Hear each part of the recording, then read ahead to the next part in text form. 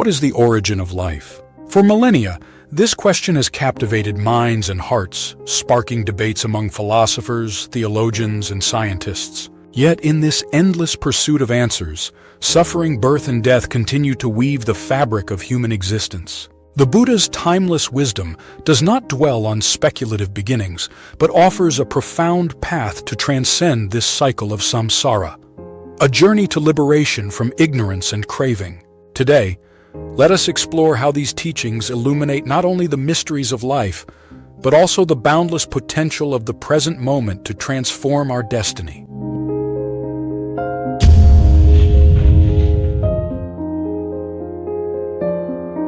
What is the origin of life? Inconceivable is the beginning, O disciples, of this faring on. The earliest point is not revealed of the running on, the faring on of beings cloaked in ignorance, tied by craving. Samyutta Nikaya Rebirth, which Buddhists do not regard as a mere theory but as a fact verifiable by evidence, forms a fundamental tenet of Buddhism, though its goal nibbana is attainable in this life itself. The bodhisattva ideal and the correlative doctrine of freedom to attain utter perfection are based on this doctrine of rebirth. Documents record that this belief in rebirth, viewed as transmigration or reincarnation, was accepted by philosophers like Pythagoras and Plato, poets like Shelley, Tennyson, and Wordsworth, and many ordinary people in the East as well as in the West. The Buddhist doctrine of rebirth should be differentiated from the theory of transmigration and reincarnation of other systems, because Buddhism denies the existence of a transmigrating permanent soul created by God or emanating from a Paramatma, divine essence. It is karma that conditions rebirth. Past karma conditions the present birth, and present karma, in combination with past karma, conditions the future. The present is the offspring of the past and becomes, in turn, the parent of the future. The actuality of the present needs no proof, as it is self-evident. That of the past is based on memory and report, and that of the future on forethought and inference. If we postulate a past, a present, and a future life, then we are at once faced with the problem: what is the ultimate origin of life? One school, in attempting to solve the problem, postulates a first cause, whether as a cosmic force or as an almighty being. Another school denies a first cause, for, in common experience, the cause ever becomes the effect, and the effect becomes the cause. In a circle of cause and effect, a first cause is inconceivable. According to the former, life has had a beginning. According to the latter, it is beginningless. In the opinion of some, the conception of a first cause is as ridiculous as a round triangle. One might argue that life must have had a beginning in the infinite past, and that beginning or the first cause is the creator. In that case, there's no reason why the same demand may not be made of this postulated creator. With respect to this alleged first cause, men have held widely different views. In interpreting this first cause, Paramatma, Brahma, Isvara, Jehovah, God, the Almighty Allah, Supreme Being, Father in Heaven, Creator, Order of Heaven, Prime Mover, Uncaused Cause, Divine Essence, Chance, Pakati, Padana are some significant terms employed by certain religious teachers and philosophers. Hinduism traces the origin of life to a mystical Paramatma, from which emanate all atmas or souls that transmigrate from existence to existence until they are finally reabsorbed in Paramatma. One might question whether there is any possibility for these reabsorbed atmas for a further transmigration. Christianity, admitting the possibility of an ultimate origin, attributes everything to the fiat of an almighty God. Whoever, as Schopenhauer says, regards himself as having come out of nothing, must also think that he will again become nothing, for that an eternity has passed before he was, and then a second eternity had begun, through which he will never cease to be, is a monstrous thought. Moreover, if birth is the absolute beginning, then death must be the absolute end, and the assumption that man is made out of nothing leads necessarily to the assumption that death is his absolute end. According to the theological principles, argues Spencer Lewis, man is created arbitrarily and without his desire, and at the moment of creation is either blessed or unfortunate, noble or depraved, from the first step in the process of his physical creation to the moment of his last breath, regardless of his individual desires, hopes, ambitions, struggles, or devoted prayers, such as theological fatalism. The doctrine that all men are sinners and have the essential sin of Adam is a challenge to justice, mercy, love, and omnipotent fairness. Huxley says, "If we are to assume that anybody has designedly set this wonderful universe going, it is perfectly clear to me that he is no more entirely benevolent and just, in any intelligible sense of the words, than that he is malevolent and unjust." According to Einstein, if this being, God, is omnipotent, then every occurrence, including every human action, every human thought, and every human feeling and aspiration is also his work. How is it possible to think of holding men responsible for their deeds and thoughts before such an almighty being? In giving out punishments and rewards, he would, to a certain extent, be passing judgment on himself. How can this be combined with the goodness and righteousness ascribed to him? According to Charles Bradlaugh, the existence of evil is a terrible stumbling block to the theist. Pain, misery, crime, poverty confront the advocate of eternal goodness and challenge with unanswerable potency his declaration of deity as all good, all wise, and all powerful. Commenting on human suffering and God, Prof. J.B.S. Haldane writes, "Either suffering is needed to perfect human character, or God is not almighty. The former theory is disproved by the fact that some people who have suffered very little but have been fortunate in their ancestry and education have very fine characters. The objection to the second is that it is only in connection with the universe as a whole that there is any intellectual gap to be filled by the postulation of a deity, and a creator could presumably create whatever he or it wanted." In Despair, a poem of his old age, Lord Tennyson thus boldly attacks God, who, as recorded in Isaiah, says, "I make peace and create evil." What?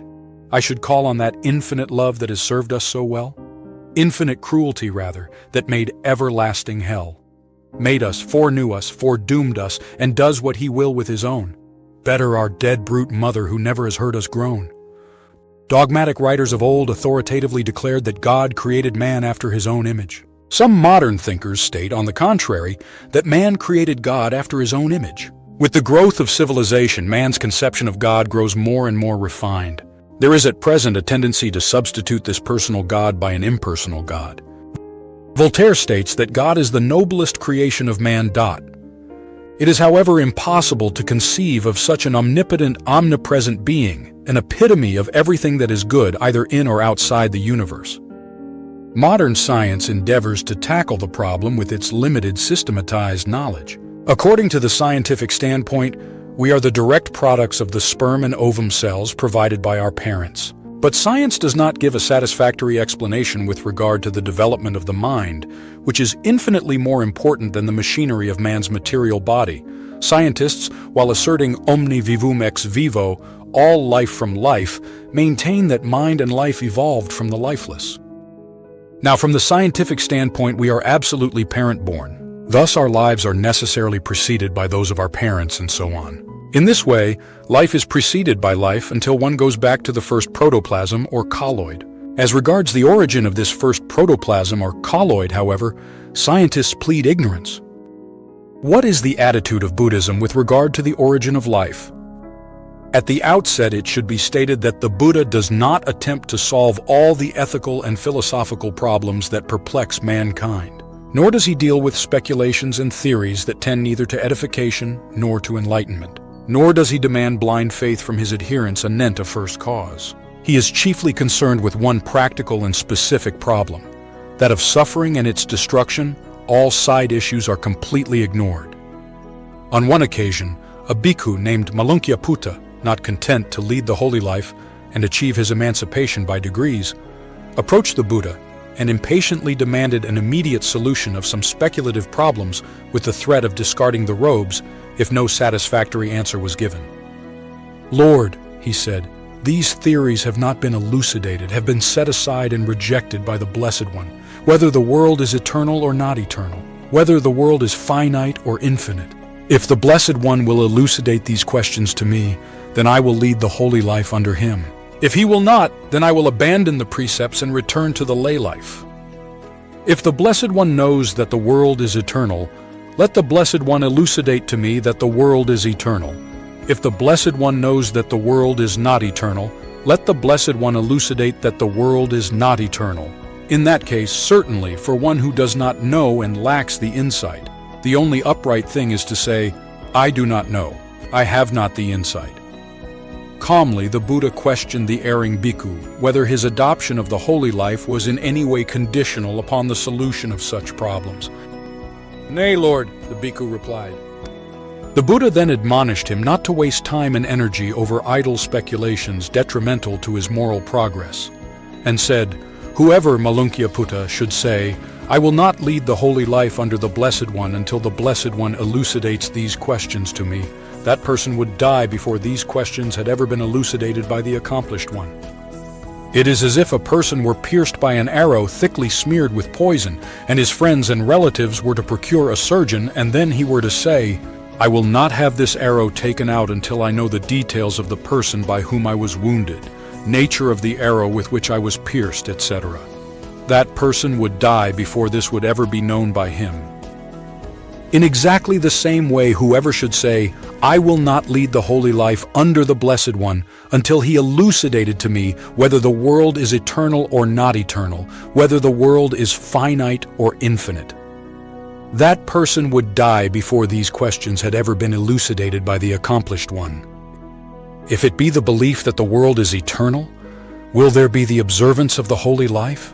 In such a case, no. If it be the belief that the world is not eternal, will there be the observance of the holy life? In that case also, no. But whether the belief is that the world is eternal or that it is not eternal, there is birth, there is old age, and there is death, the extinction of which, in this life itself, I make known. Malunkyaputta, I have not revealed whether the world is eternal or not eternal, whether the world is finite or infinite. Why have I not revealed these? Because these are not profitable, do not concern the bases of holiness, are not conducive to aversion, to passionlessness, to cessation, to tranquility, to intuitive wisdom, to enlightenment, or to nibbana. Therefore I have not revealed these. According to Buddhism, we are born from the matrix of action, kamayoni. Parents merely provide us with a material layer. Therefore, being precedes being. At the moment of conception, it is karma that conditions the initial consciousness that vitalizes the fetus. It is this invisible karmic energy, generated from the past birth, that produces mental phenomena and the phenomena of life in an already extant physical phenomena. To complete the trio that constitutes man dealing with the conception of beings, the Buddha states, where three are found in combination, there a germ of life is planted. If mother and father come together, but it is not the mother's fertile period and the being to be born, Gandhaba, is not present, then no germ of life is planted. If mother and father come together and it is the mother's fertile period, but the being to be born is not present, then again, no germ of life is planted. If mother and father come together and it is the mother's fertile period and the being to be born is present, then by the conjunction of these three, a germ of life is there planted. Here Gandhaba, =Gantaba, does not mean a class of devas said to preside over the process of conception, but refers to a suitable being ready to be born in that particular womb. This term is used only in this particular connection, and must not be mistaken for a permanent soul. For a being to be born here, somewhere a being must die. The birth of a being, which strictly means the arising of the aggregates, kantanam patupavo, or psychophysical phenomena in this present life, corresponds to the death of a being in a past life. Just as, in conventional terms, the rising of the sun in one place means the setting of the sun in another place. This enigmatic statement may be better understood by imagining life as a wave and not as a straight line. Birth and death are only two phases of the same process. Birth precedes death, and death, on the other hand, precedes birth. This constant succession of birth and death connection with each individual life flux constitutes what is technically known as Samsara recurrent wandering. What is the ultimate origin of life? The Buddha positively declares, without cognizable beginning is this samsara. The earliest point of beings who, obstructed by ignorance and fettered by craving, wander and fare on, is not to be perceived. This life stream flows ad infinitum, as long as it is fed with the muddy waters of ignorance and craving. When these two are completely cut off, then only does the life stream cease to flow. Rebirth ends, as in the case of Buddhas and Arahants. A first beginning of this life stream cannot be determined, as a stage cannot be perceived when this life force was not fraught with ignorance and craving. It should be understood that the Buddha has here referred merely to the beginning of the life stream of living beings. It is left to scientists to speculate on the origin and the evolution of the universe. As we ponder the question of life's ultimate origin, we are reminded of the Buddha's counsel to focus on what truly matters, the here and now. The endless cycle of birth and death, fueled by ignorance and craving, is not a mystery to be solved, but a reality to be transcended. By understanding the interplay of karma and consciousness, we glimpse the profound truth that we are both architects of our suffering and stewards of our liberation. The Buddha's wisdom invites us to turn from idle speculation to active cultivation, a life anchored in insight, compassion, and the cessation of craving. In this present moment lies the power to break the stream of samsara and to taste the peace of nibbana. Let this contemplation inspire us to walk the path with mindfulness and resolve, ever drawing closer to the timeless freedom that awaits us all.